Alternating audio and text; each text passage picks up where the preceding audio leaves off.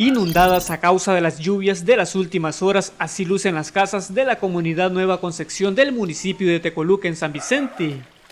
Es por ese motivo que los habitantes decidieron dejarlas y se refugiaron en la casa comunal de la localidad. Estaríamos solicitando trasladarlos para un albergue, pero no para el megaalbergue, sino para un centro escolar aquí cercano, porque se nos facilita para venir a revisar también nuestras pertenencias. Al ver esta situación, Protección Civil Municipal y Departamental se activaron de inmediato y visitaron el lugar para trasladar a las familias al megaalbergue de Tecoluca. Pero estas decidieron quedarse en el lugar. En el Bajo Lempa hemos tenido que evacuar en la zona de Nueva Concepción, una comunidad muy vulnerable.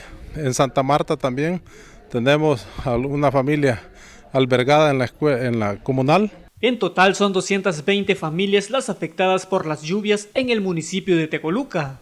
Este es un informe especial de Canal 31 en San Vicente. Para Telenoticia 21, Juan Martínez.